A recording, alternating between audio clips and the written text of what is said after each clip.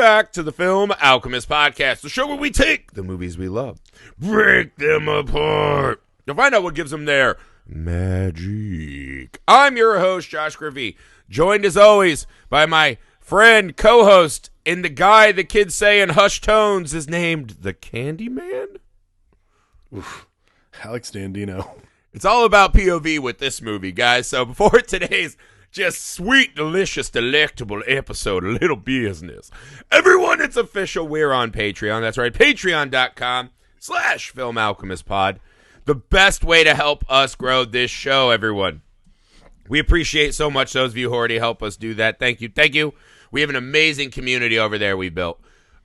You get a chance to also kind of help guide the ship of the show. That, I think, is one of the most underrated aspects of the Patreon. The coolest. So we put out a poll, right? We let our patrons vote on the Patreon-exclusive episodes they want to hit the library. We have a big library over there now. We've got mini-series on some TV shows and other stuff that we're watching. We're always coming up with ideas for that. We got feature-length commentaries, all kinds of awesome stuff over there. So again, that's patreon.com/filmalchemistpod. If you can, if you would be so kind, you want to come join our community, help support the show, we would appreciate it. Thank you for those of you who already do that. We work very hard over there to make that fun and worth your while. Thank you, thank you, thank you. The email, filmalchemistpod@gmail.com. The YouTube Film Alchemist. We're on all the socials you're on. Help us hit all the metrics and all that such stuff that we're supposed to be doing all the time. We appreciate it. Make sure you're leaving 5-star ratings and reviews wherever and everywhere you find podcasts. That helps us out as well. And if you'd be so kind, let a movie-loving friend know specifically what we're up to.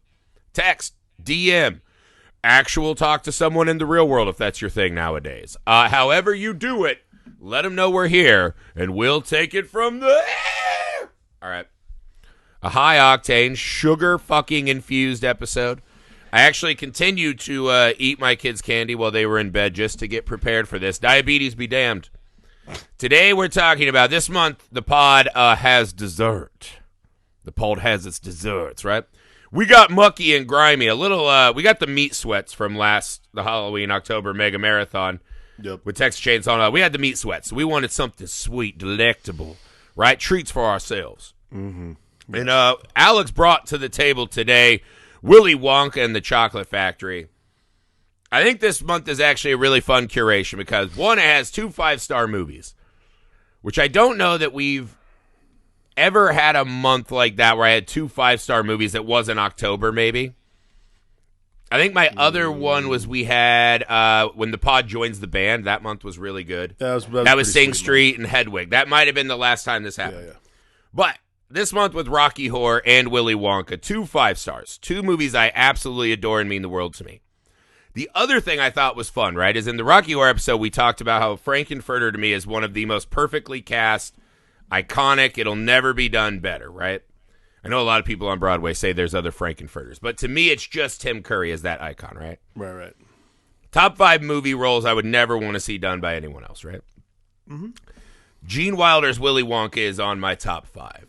I think this is one of the most perfect performances ever committed to film. We also have proof positive it's the only real version of, because they've done this again and it didn't work out. Yay. See, Johnny Depp Gene Wilder read and he's like, I totally understand the assignment. Right. Perfect.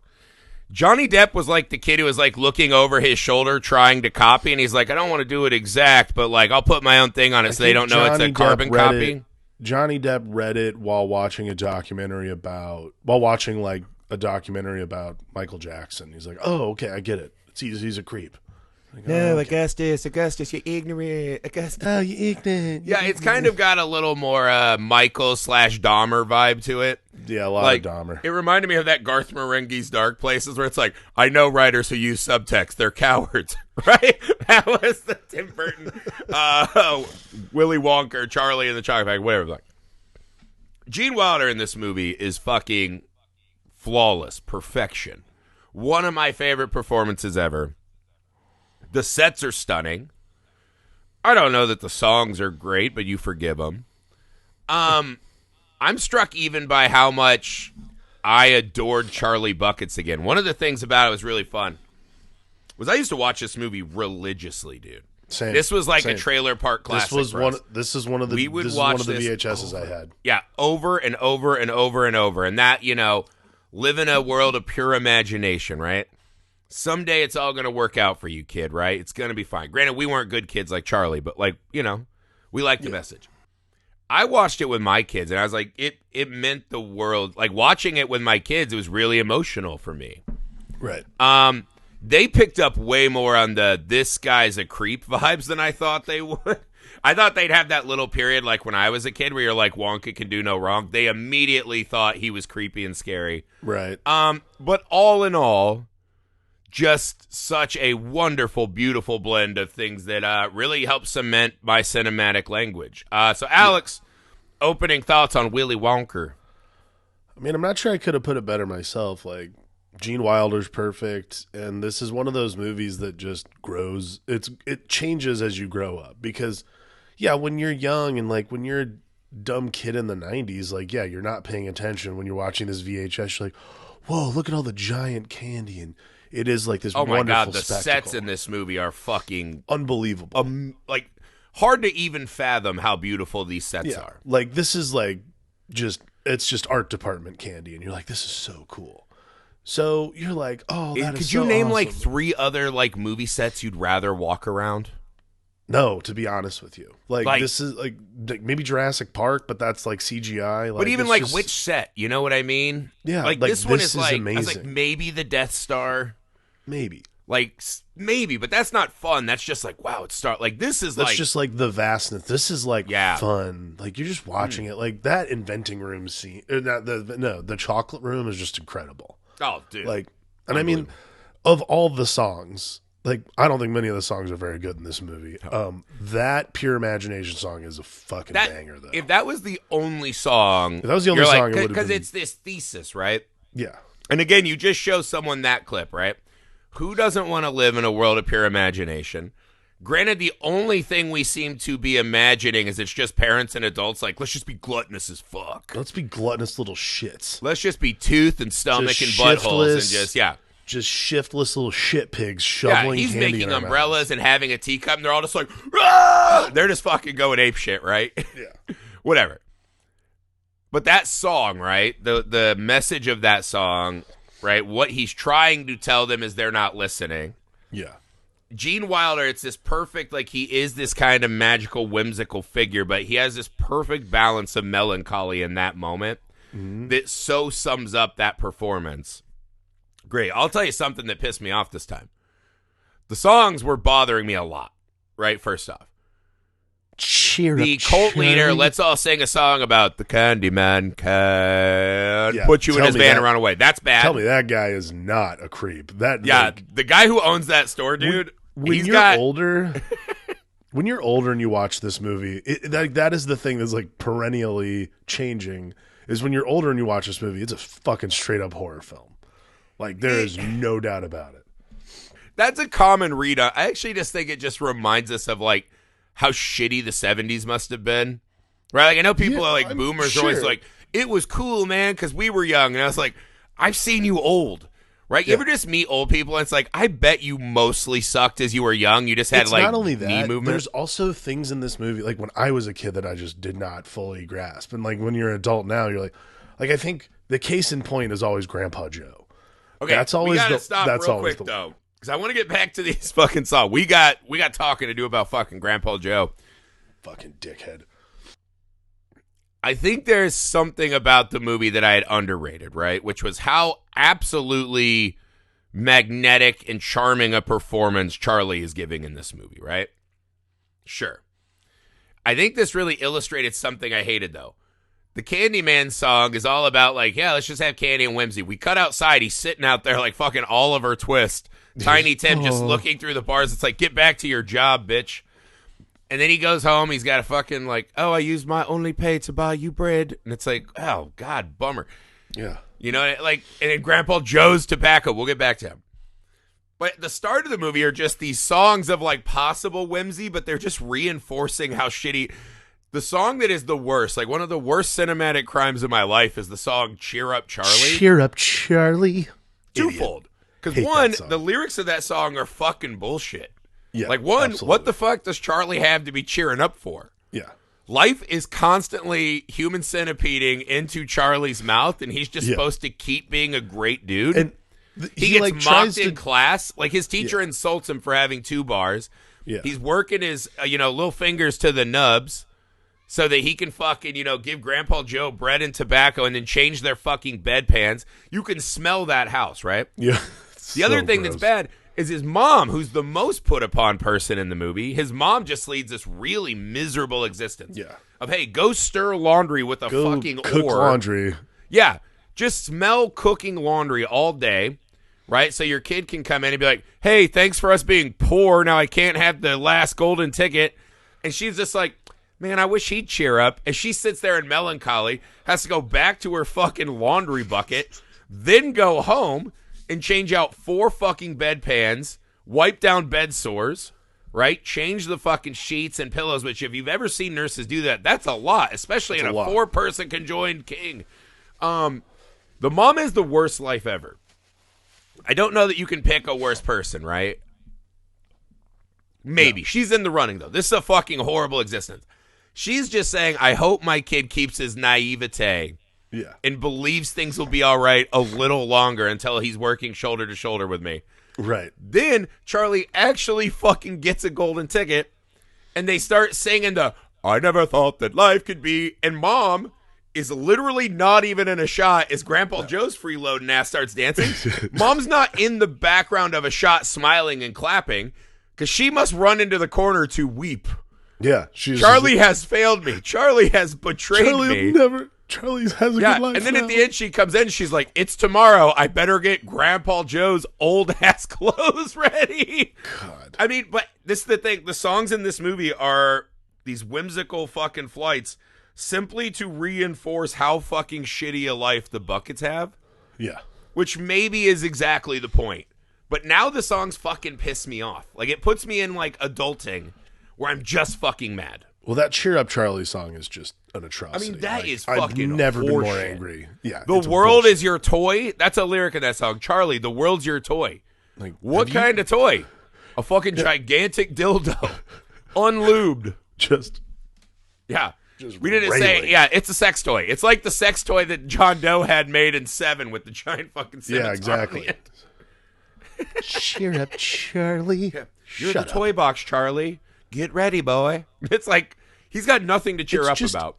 It's such a stupid, like, it's just like such the wrong sentiment and also kind of irrelevant. Like, well, it's this very American, like, hey, poors, be cool. Because someday your golden ticket's coming. It's like, no. It's a really specific American thought. Is like, oh, we should be happy, right? We should be happy with what we have. I'm like, cabbage water? That's what you should just be psyched that you're eating cabbage all the time. No, I people totally think people should be when you say appreciative of what they have, and someone's probably always got it worse. I don't disagree with that. Absolutely. There's also a moment in life where you can sit there and go, man, I got a raw deal. I've got it like pretty bad. Charlie's mom. Imagine, I want an entire movie, right? Like, I just want Lars von Trier to make an exploration of the morning from when Charlie and Grandpa Joe go to the factory until they come back whenever they choose to. They're just floating around a glass elevator. Yeah. What is Charlie's mom thinking as she's just fucking sitting in that house for the day? This is the other thing. Do you think Grandpa Joe is Dad's dad? Oh, see, I've always been curious about this. Grandpa Joe's got to be Dad's dad. I'm not sure. Because if Grandpa Joe wasn't the biggest fucking piece of shit in movie history, he 100% should have said, Charlie, take your fucking mother. Give her a day off and take your mother. I've always, I think, assumed that it was her dad. There's no way my wife's dad would say, hey, I know I've been laying here for 20 years doing nothing but talking shit, right? Rocking the proverbial 4-post boat, right? While your mom fucking struggles for this existence. Take me and not her. I assume it's her dad because she calls him dad specifically. No, because, I mean, my wife will call my mom sometime. This is the thing. Well, that cannot be the case. He's literally like, you know what I'm going to do? Walk a factory tour with atrophied little fucking chicken legs. Well, I mean, trying to do it like there's no way. Logic aside, Grandpa Joe Logic is aside, the truest villain of this film. Grandpa Joe looks at his daughter and says, "You got more years of fucking toil and dog shit ahead, but you'll be eating chocolate. That's fine." No way. No fucking way. Like, if this were me and those were my kids, I'd be like, I'm old. I've been on death's doorstep. They have not left the bed. This is a nugget they throw into the movie. This is a specific scientific fact. They have not moved from that bed in 20 years. Fucking years. So there is no reason to expect that Grandpa Joe has even another 5 years left. Have you ever thought about this? And I don't know. Like, again, it's one of those things like when you get older and you watch these movies, like we were doing here, like we're applying logic to this situation, which is absurd.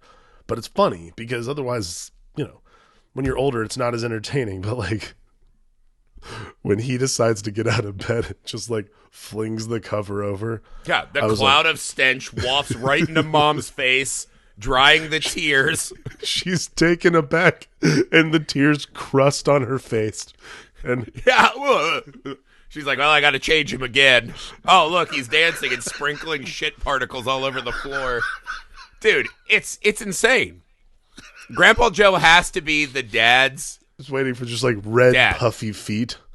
Like red puffy feet just oh my God! Right? She's like, well, now I got to deal with that flare up. Yeah. It's ridiculous. That's the thing. He must have been dad's dad who thinks that unless all four of them are her grandparents. And all four of her grandparents just lived. But to me, this reeks of dad's dad, and he's like, that bitch sent him to an early grave. Right? Like, I'll have my revenge. Because we see that Grandpa Joe is a spiteful, revenge-seeking man. Obviously. There's no universe in which I look at my son or my daughter and go, you have worked so hard to take care of me, your mom, your other two elderly people, raise Charlie right. Like, they've raised Charlie so well that at every turn he makes the right decision. Except for when Grandpa Joe specifically says, let's fucking break the rules. Let's fucking break the rules. Yeah, for soda. Of all the things in Wonka's factory, you want to try a fucking sip of soda? Soda? So Charlie does the right thing at every fucking turn. So Mom is raising him right. She's writing fake fucking songs about Charlie cheering up that are really for her so she doesn't fucking drown herself in the laundry water. And Grandpa Joe sees her toil every day and says, you know what? The memory of this day could carry her for another 40, 50 years, right? Because when this is over, I think this is the thing I really had forgotten about the movie. When this is over, there's no fucking prize coming except for all the chocolate you can eat, right? That's what they're going to get. So not only are we saying that you're impoverished, right, to the point, crippling poverty, now you're going to also be so fucking morbidly obese that you can't do laundry. Your teeth are going to fall out. Charlie, you're going to have Charlie diabetes. Doesn't have a lot of teeth to begin with. But like, shots fired. Just grows up to be Jaws and Bond. Charlie literally has 2 teeth going into the factory. Like, what's he going to eat? Yeah. I know what's not in Charlie's buckets. Fucking teeth.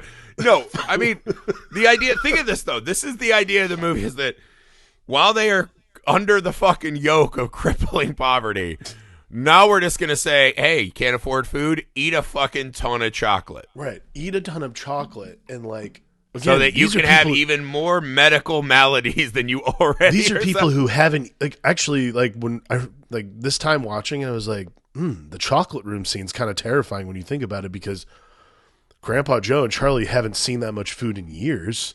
Oh, Grandpa Joe has the runs immediately. Yeah, there's a good the chance first time he tastes like food, nougat, it'll die.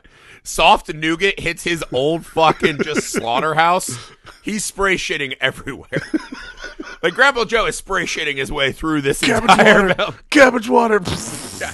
I've been living on literally just bread and tobacco for 20 years, right? I just started moving, so my whole track is shifted, and now I'm just going to be full of fucking nougat and gummy bears. Like so at the very beginning when they're like so when he comes in with his loaf of bread, proving that Charlie is like the only good person in the entire movie, like, also, Grandpa Joe, here's a dime. I'm going to buy your tobacco. Now he goes, oh no, I'm giving it up. I'm like, well, today because your grandson was like, hey, I'm going to start buying your one vice. You'll take mom's money that could have gone to buying Charlie's diapers? No, that's fine. But thanks, no, Grandpa, okay. for your fucking sacrifice. Thank you for your service, Grandpa Joe. What an absolute piece of shit, Grandpa. He's like, you know why? Because I tell Charlie titty jokes at night when mom's passed out from working to the bone. That's gonna win. Yeah. 18-hour days at the laundry scrubbers or whatever. I mean, whatever, like the laundry cookers, whatever it is that she does. Yeah, it's just a horrible. The setup of this film, like the ending of that movie where Charlie gets nothing but just the prize. Yeah. Is like one of the saddest what ifs in movie history. The bucket's just fucking dying an even quicker, more horrendous death. Their bloated corpses rolling down the hill after 5 days when no one's found them. Neither here nor there. It's like, Neither here nor there. It's like I actually think it's like the way movie. Yeah, I read a song about that, Charlie's mom. Please breathe, Charlie. Please, Charlie, breathe. We can't afford a CPAP. Dude, I looked into CPAP. That shit's expensive. I got the test. Neither here nor there. Do it, Charlie. Yeah, Charlie, take it from your fellow fats here, me and Alex. It is not all it's cracked up to be. Let's talk about this. I actually think the way they deployed Charlie and his nice deeds is really like an underappreciated moment. Like him just like he gets his birthday chocolate and he's just like, hey, I want to share it with everyone first. Every moment they just do these really nice kind of saves the cat, like, you know, show good deeds of Charlie. We kind of talked about that. Reiterate that. I think the world they build in this film is the real MVP of the start of this movie. Absolutely. The news coverage, the cutaways Dude, to Wonka Mania. okay. I mean, I'm I had so glad you forgotten brought this how, because I think when you get away from it, I hadn't watched it in a long time, I realized. Mm-hmm. And as a younger viewer, I don't think that You're stuff not paying settles on attention you. when you're young because you don't understand like what the adult things that are happening are. Right. But, You don't realize, because there's a scene when the news reporter's like, this is us. This is the states of our world. And it's just like Wonka trash everywhere. Like it's 28 days later when he comes out of the hospital. Yeah. This part of the movie is so amazing. It landed for me really incredible hard that this really adds a layer as you get older. I could not stop laughing at the scene with the ransom thing. That was like the funniest. Tell him I'll give him anything. He wants your box he of wants Wonka your case bars. of Wonka bars. This is your husband, lady. Can I have a day to think about it? Can I have a day to think about it? Like, you're like, oh my God, yes. Yeah. Dude, how about when they're doing the auction and they're about to make a ton of money and they're just like, the Queen or Your Majesty. They're literally going to take even more advantage of the citizenry and abuse the crowd just to get Wonka bars. That is incredible. Yeah. We're seeing political corruption. Like, that's the scene Charlie's mom talks about. She's like, dude, there's 5 billion people in the world. She's like, even these people with gobs of money aren't getting a ticket. It is kind of you see this mania, this frenzy to get these tickets. It's also a wild thing because I think we often forget we're talking about a fucking chocolatier. Yeah.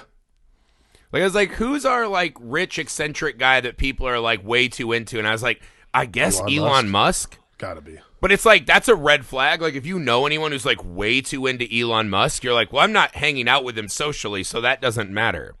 Right? If Elon Musk is like, I'm doing a golden ticket raffle, I'd be like, no, that's a cult. That's a suicide cult. Don't, like, none of us would, like, join in. Right? We would only lose people that you're like, they were on a path anyways. Fine. We just don't have rich eccentrics that we worship like this world worships Wonka. And I think it's surprisingly fun. And I like the deployment of the news. I like watching the grown-ups become more and more despondent where they're like, we're just not going to do responsibilities. Like Veruca Salt's dad's just like, you know what I'm not going to do? Run my entire factory so I can run a chocolate shuts sweatshop. down his entire peanut shelling operation and then offers like, by the way, whoever gets my daughter a golden ticket gets £1.50 more. You're like, wow. And the rest of you get bullets out back. No. Do you think Mr. Salt was like, I'm going to go through with this? Because that's what my son said. He's like, well, that's a waste of chocolate. And I was like, that's right, son. That's right. You're a Charlie, maybe. But because he was just mad people weren't eating the chocolate. Neither here nor there. What do you think Mr. Salt was prepared to do and they didn't get the golden ticket and he just had to live with Veruca? Was this going to also be like another like murder-suicide subplot? I was just going to say I probably would have been a murder-suicide. Like, I think Veruca goes apeshit and kills everyone. It's like the worst part, too, is like the mother was such an enabler as well by being just like, you're going to be very she's just doing crochet like, because she's not important. fully checked out. She's like, I'm just here to fucking also get my checks, crochet or needlepoint. And then all of this hate and anger is pointed directly at father, factory-owning father. Very unpopular around here, Aris, if you don't find that going. Like, there's 5 in the whole world, and it's not like a thing of like, oh, like he's just, Yeah, he's trying. Around.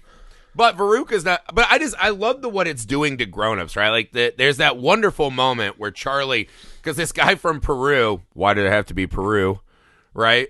Not one of the whites fucking counterfeiting. But this guy from Peru, this Generalissimo, right? He gets busted with a gold. And Charlie finds his fucking gutter coin. Yeah. There's a lot of other, like, mysterious, like, we'll talk about this in a minute. But he finds gutter coin. He gets a scrumdiddlyumptious bar, right? He goes back and he's like, you know what? I need to buy one for Grandpa Joe. That guy works hard. He deserves housing the chocolate. Yeah. He eats his own chocolate. Like, you'll get a stomachache. You know what's really fucking wild about this scene, too?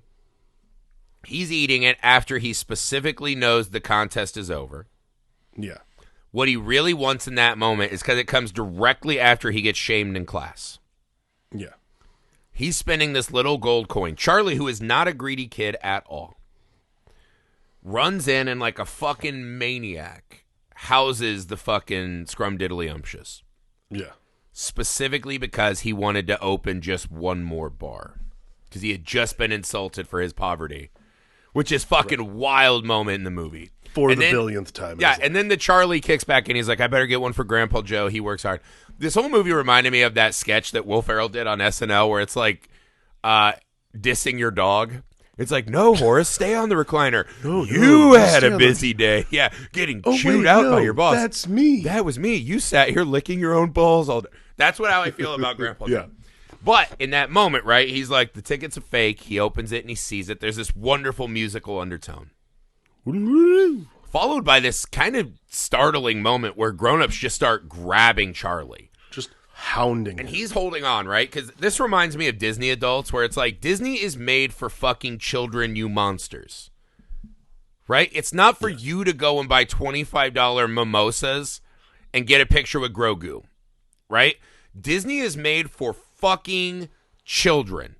And if your giant dumb groups of bodies are blocking it for children and parents who are trying not to kill themselves and their children, you are a fucking plague on society. That's my thing on Disney adults. Fine. Neither here nor there. But you watch these grown-ups, they're like, they're trying to get it, right? They're trying to rip the ticket from the child, which it is supposed to be for them, right? And it's kind of this scary scene, and the guy who, like, works him for, like, a nickel a day is like, hey, I'll be good now. Get out of here, Charlie. And he runs off, right? And then it's like, we're back to it. But that moment of the grown-ups, like, converging, right? Disney adult style. Fast pass? I want fast pass. I need to go to the front of the line. I have to go on the Guardian of the Galaxy ride. Please. Yeah. I'm 35 years old and have a vlog. I'm more important than the 5-year-old who only comes here once a year. Or once ever. I'm the important one. It's like, all right, get your fucking one size too small shirt and fast pass. You deserve it. Neither here nor there. Seriously, fuck Disney adults, though. Like, that's a fucking mental sickness that we need to add to the fucking manual. Neither here nor there. I was going to ask you, why does Wonka go through this elaborate ruse? Like, this is clearly all fixed, right? Yeah, I mean, there's no contest. No. Because there's a couple key evidence, right? Slugworth is always right there. Well, Slugworth, air quotes. He's always right there when they find it. The fact that it's always children that find it. And I wonder why no one thinks it's suspicious that the last golden ticket is found right in the shadow of Wonka's tower. Do you assume it's because, it's the 70s, so like to me it's like, well, that's an easy fix. But for me, I think people are so maniaed up with Wonka. No one was paying attention. Like, you know. Well, also, they didn't have YouTube and shit back then where people are scouring over the news footage. If people were, if like this was happening now, it would be like, look at that one guy with that very distinct scar is literally everywhere. Dude, Charlie runs from the mob, and Slugworth is just on the route he would run to his house. So, like, they've been spying on Charlie. I'm just saying, because I get the theory of the movie is that there is this magical extra element, right? Right. That Willy Wonka is essentially a Time Lord who can kind of go wherever he wants. Right. So I don't believe that the golden tickets actually exist in candy bars. I think they appear when the right children are selected. Well, I think what's interesting too is like we always would like if it happened now, everyone already would have known what Slugworth looked like. So if someone was like, "I'm Augustus Slugworth" or whatever his name is, I'm like, no, you're not. I can Google it right now. I know you're not Augustus Slugworth. Nah, false Google. But not even that. You. We just why it begs a more important question, right? Has Willy Wonka been searching for kids he wants to kill and then abhor to give his factory to? So he's like, I got to find 4 kids I want to murder for what mostly are pretty minor childhood infractions. And then 1 poor that I can scare by showing his 4 friends being gotten in front of him, who will run the factory exactly as I want and not have any of his own. Because Willy Wonka talks a big game about a world of imagination. What does he specifically say? Charlie, I need a child so they'll do things my way. Grown-ups come in and have their own ideas and won't do exactly what I want. The little poor boy who watched his 4 friends murdered will. Perhaps it is the precociousness of Charlie and the willingness to believe. I think it's the fucking taut chain of fucking and poverty. Also steal the world's like first major sody pop. Yeah. That was Grandpa Joe's infraction. I'm convinced that was Grandpa Joe. But what I'm saying is, technically, Charlie created. Yeah, so Charlie if Wonka sets up these golden tickets as like a magical, I just need 5 kids. You're telling me there's not 4 other poor, kind-hearted kids in the entire world? And we could have done a fucking literal Hunger Games. A literal Hunger Games. A fucking 5 impoverished kids with hearts of gold. And they could have out-niced each other. But instead, Wonka's like, I gotta have 4 I can murder. Right? And then we, the audience, are like, Veruca Salt's kind of a jerk. Kill her! Even though it's 100%. I think what's crazy is like there's an added element of because when I read the book, there's an added element of death to the version in the movie. Like the book, have you read the book? A long time ago in elementary school, yeah. So the book, all the kids survive. They just look different. They weird. Say that he says they survive the moment they exit the factory because the factory exists outside of reality. Well, no, in the book, like when they're in the great glass elevator hovering above the factory, they see them exiting. Right, they do that in the Tim Burton movie. I'm saying in this movie, they specifically say the moment they exit the factory, they'll be returned to their normal, horrible, terrible selves. Right. They're obviously miserable people. But so as Wonka has shown us, we do not believe him. This movie is like they're dead. Right, they're 100% dead. Right, yeah. Well, I think that's the thing is like in the movie, all of these Wonka's factory is like the Vatican. It's like this is an island unto itself, or we can definitely do child crimes. And all these penalties. Well, I mean, he's got slave labor in the factory that he's pulled off for years. But all of these the Oompa Loompas are like, somebody help us, and he's like, and he blows it. Oompa Loompa Doompa Dee Doo. I have to get the fuck out of here. No. They need the underground Wonka Railroad, dude. They gotta get the fuck out of here. Yeah. Instead of the Great Glass Elevator, it's the Great Wonka Railroad. No. Well, you're flying out of the sky, dude. We gotta follow the big. But like every single one of the like penalties for being a gross little kid in the movie comes with like an element of death. Like, Augustus will get poured into the boiler. Violet will literally explode into human viscera with blueberry parts. Unless they juice her? Question mark? Kind of weird. That's a scene I don't need. Again, that's a porno that someone has made for sure. I mean, you know. That's one of those, I think I downloaded the wrong version of Willy Wonka. Yeah. Yeah, exactly. That's one of those Everyone's things. running around looking like Smurfs. Huh, that's weird. This XML file certainly makes me uncomfortable. My name's Jenna Jameson Beauregard. Oh, my God. Veruca, like, you might get, like, burnist, like, burned to death. Let's do this, though. If you're ranking which kid, no one on earth is sad that Veruca, like, this is the thing. I was telling my wife about this. I was writing a stand-up joke about this. There's a win. And I was like, as your kids get older, you start to meet, like, a lot of other kids, right? Yeah. And there's this kid in my son's grade. He's fairly tall, right? He's just going to be, like, a tall, handsome, blonde, like, probably good at everything, right? His parents were probably like that, but he's a little fucking piece of shit. And it's weird. If parents know this. You'll just see kids where, like, you have, like, real animus towards them. And he looks at me like I'm a piece of shit. He looks at me like I work for him or some shit. And I don't. I have no interactions with this kid ever. But sometimes you just lock eyes with him, and you're like, I told Amy, I was like, I can't wait to read the article where that kid gets busted, like, date raping at a frat. Like, you're like, he's in 3rd grade, and I can look at his dumb, stupid face and his attitude and totally fucking forecast forward the monster he's going to become. Absolutely. I think if we're ranking the kids, everyone who watches this movie is glad the world doesn't have Veruca. I think 100%. That's a bell that can't be unrung. That's a big bonus for life, yes. She's going to be a terrible, horrible person her whole life. Her parents have completely fucked it from the jump. Does that mean Mike TV needs to fucking die because he likes TV? And we kind of aged into this. Now we're the parents that are constantly battling screen time. Do any of us still think Mike TV needs to die? I think Mike TV is... I mean, again, to me, like, the penalties for the kid... Like, the kids are these, like, innocent... Like, honestly, the kids are these innocents. It's the parents who are all just Yes, trash. This is my point, though. The parents are the ones who should be getting murdered in front of their children. It should be an Ebenezer Scrooge, like you watch Mr. Salt get his fucking fat body ripped apart. And it's like, Veruca, this is your last chance.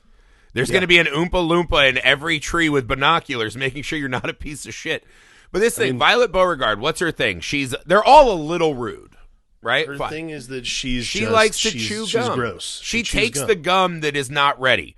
Does she need to fucking be juiced? A fucking child? Augustus Gloop is a fucking glutton. When we are introduced to him, his father can't take time from stuffing his fucking mouth. The microphone. He eats a fucking microphone. What fucking chance does Augustus Gloop have? And then you put him in a fucking room full of candy and say, here you go. Candy, like, hey, make sure you're very mindful of your surroundings. No, he's just going to house himself. Yeah, exactly. Like, you wouldn't take me and put me in a fucking factory where everything was made of fucking Taco Bell and cigarettes and expect me to be on good behavior. That was actually one of my favorite. During the Pure Imagination, like, montage, he's the only kid who, like, sits down to eat. He's just like, an eating throne. Good for you, bud. He probably gathered all his treats. Imagine a fucking place that is so designed to get you. It's like, oh my God, they have fucking camel lights on her, camel blue on every tree, right? Oh, chili cheese burrito fucking bushes. Oh my God, is that a stripper corner? Like what? Like what? What? What are we doing? Your imagination's not so pure, but I get what you're saying. Oh my God, is that a light beer waterfall? Like, what are we talking about? Like, yeah, I'm going to be a really good guy and control myself. And then he falls in the river and he's like, my chocolate. It's like, a beautiful chocolate. This is the beauty of Wonka is that as he's murdering children, Gene Wilder's so charming, and the kids are so off-putting that we kind of cheer. I would argue, other than Veruca, none of these kids should have gotten more than a talking to. Definitely not death in a fucking song. Don't like the Oompa Loompas are essentially doing Fortnite on their dead bodies, where they're doing like little emotes and fucking songs, and you're like, that's wild. They're doing that thing that in World of Warcraft when people would like dance on people's like try to like what's the phrase when you just lost all your fucking loot, you're dead, and while you're respawning, everyone's teabagging you and dancing. That's what the Oompa Loompas are doing, right? They're doing that little Fortnite dance that my kids do. Gotcha, bitch. It's like, it's the whole setup of this movie is fucking ridiculous and bizarre to me. But yeah, I was like, I don't think the kids are that bad. I think it's their parents who need. We need my idea, where it's the fucking adult factory, where it's just fucking sad and miserable, and then we start fucking destroying ourselves, and everyone's like, "Yeah, should have seen that coming." If it was the adult factory, none of us. They'd be like, "Hey, let's get on this boat." I'm like, "Fuck that! I am staying here." My God. Some dad just turns around and it's like fucking Ashley Madison on all the phones. He's like, "No!"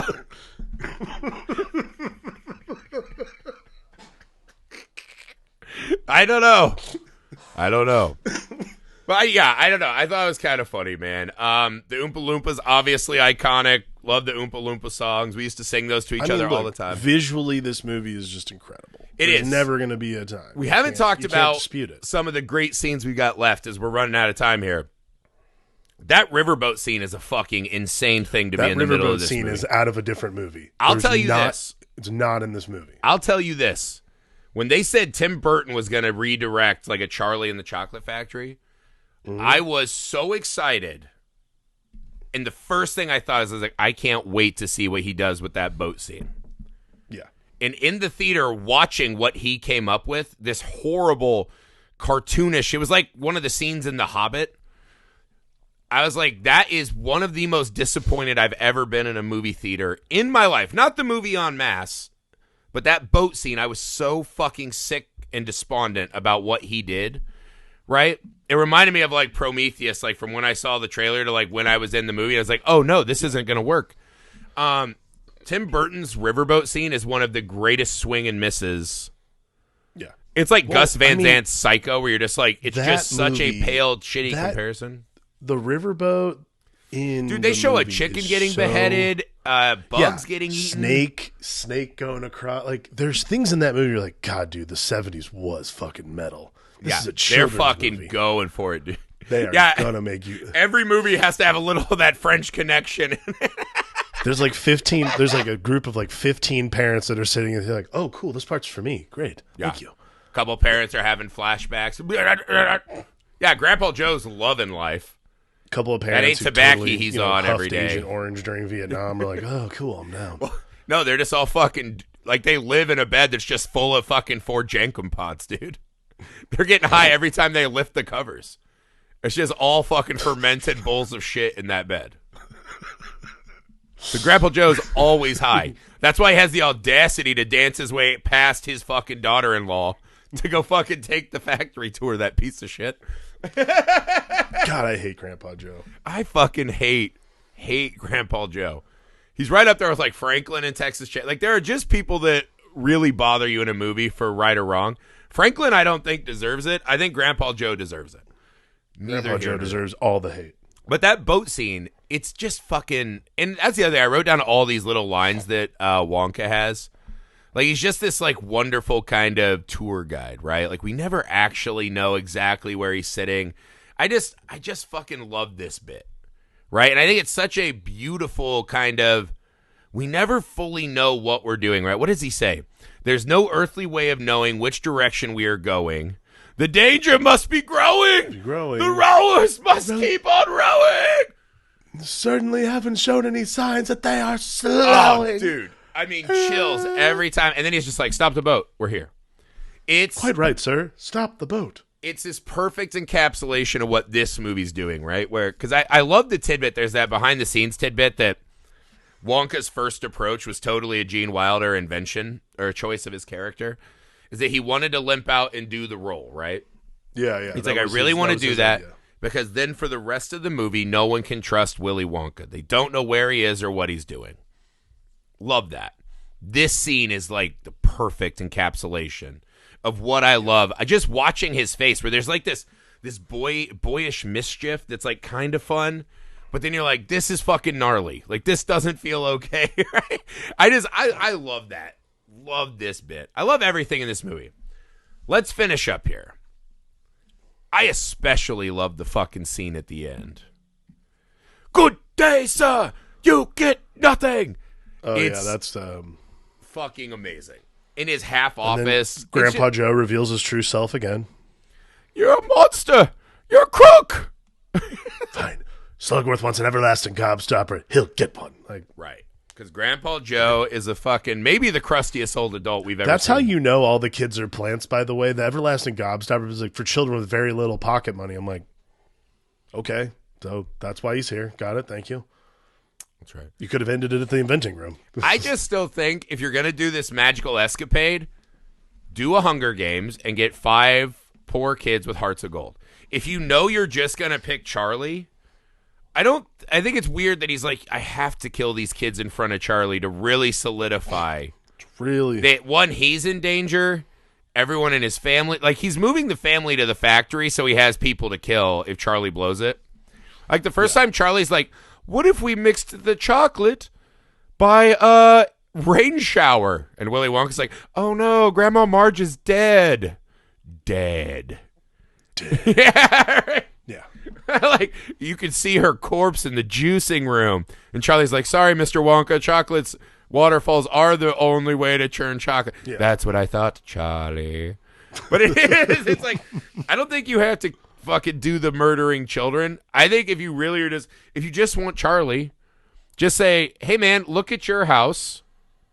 And look at your life, and look at these 4 fucking ridiculous old people. Look at your mom still crying. Right? Because you didn't choose her and you're a fucking horrible son. Would you rather come just be my protege? Yes. Yeah. Awesome. You don't have to kill all the fucking kids. Doesn't make as good of a movie. But it does add this layer that Wonka's like, it's kind of Cabin in the Woods like, where he's like, before there can be the next Wonka, there must be sacrifices made. And then Charlie's just the virgin that gets to live at the end somehow. Maybe Wonka's the virgin that dies in the last scene, and then the world is saved from the elder gods. Neither here nor there. That scene, though, Gene Wilder just going full ape shit. Loved it. Him and Grandpa Joe, just real fucking acting tennis. Love that. I fucking loved the bit where Charlie puts the gobstopper down. But I wanted to reiterate this point. It's one of those moments you're like, God, I love fucking Charlie so much in this movie. But also there was a point where like I was looking at my kids like, see, he's a good kid. And then I was like, no, this is all stupid. What this movie's telling us is to train our kids to just eat shit all day, every day, and not expect anything for themselves. Like, he's turning down game-changing money that could help his fucking family who has the saddest lot in life because this weird-ass chocolatier who just murdered 4 kids in front of him is like, you touched the fizzy soda, good day. Yeah, take that money. 99 out of 100 times, 999,999 out of 1,000,000 times, you ain't getting a chocolate factory, brother. Yeah. Take that fucking money. So it is one of those weird things as a parent where you're like, is this a lesson I want to teach my kid?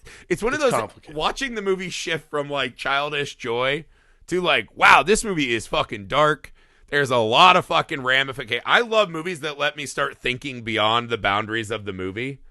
Yeah. Like, does Wonka have, like, dossiers, like a half file cabinet full of dossiers of which kids he wants to murder? Did he handpick these? It's kind of one of those moments where you're like, I love Charlie so much, and also I love this kind of fucking bizarre, dark world that we've set up. Same. It's a thrill ride when you're older and a little bit of a horror movie.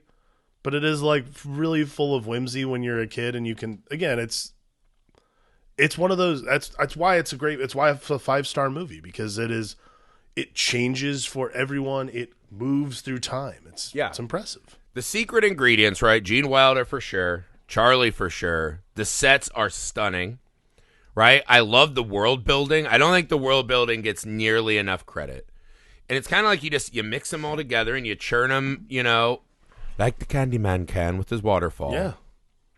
And it's just this fucking thrilling ride. And it's one of those movies, and a lot of people say this about a lot of movies, and I don't find it to be true. I do think Wonka changes every time I kind of come back to it.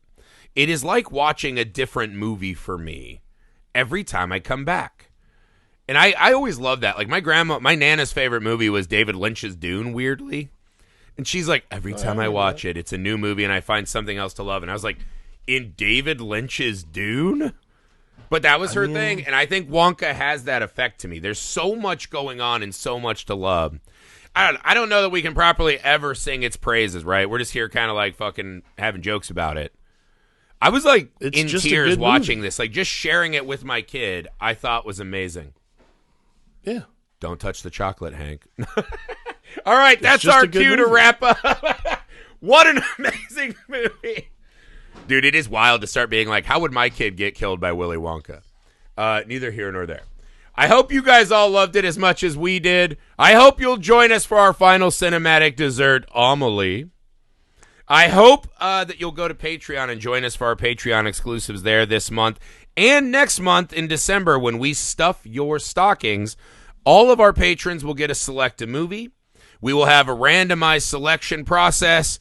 And I think 6 or 7 of their picks will become the episodes that fill out our schedule next month.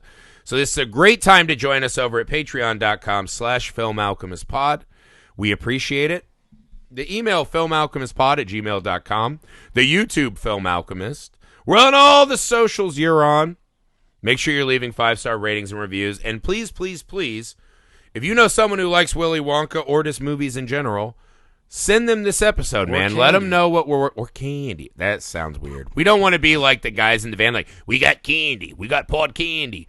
But yeah, let them know what we're doing. We'll take it from there, man. Let them know we're out here. We appreciate you guys so much.